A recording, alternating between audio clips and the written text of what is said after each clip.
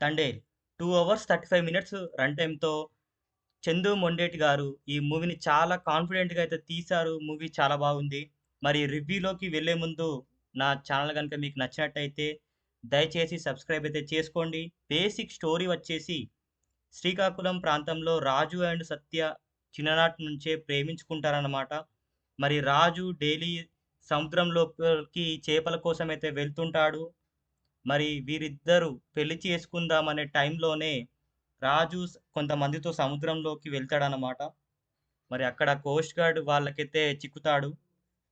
మరి వాళ్ళైతే రాజుని పాకిస్తాన్ జైల్‌లో అయితే పెడతారన్నమాట.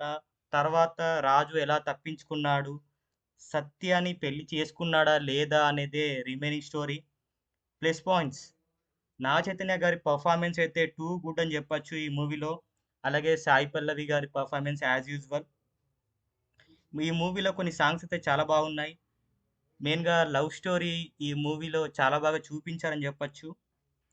మైనస్ పాయింట్స్ స్టోరీ బాగున్నప్పటికీ సెకండ్ హాఫ్‌లో కొన్ని సీన్స్ అయితే ఎక్స్‌ట్రాగా యాడ్ చేశారని అనిపించింది. రెగ్యులర్ మూవీస్‌లో లాగానే కొన్ని సీన్స్ అయితే బోర్ కొట్టాయన్నమాట. మరి ఓవరాల్ అయితే మూవీ అయితే బాగుందనిపించింది. మీ ఫ్యామిలీతో కలిసి డెఫినిట్‌గా చూడొచ్చు. నాగ చైతన్య గారి పర్ఫార్మెన్స్ అయితే చాలా బాగుంది ఈ మూవీలో. నేనైతే 3.2 రేటింగ్ అయితే ఇస్తున్నాను ఈ మూవీకి.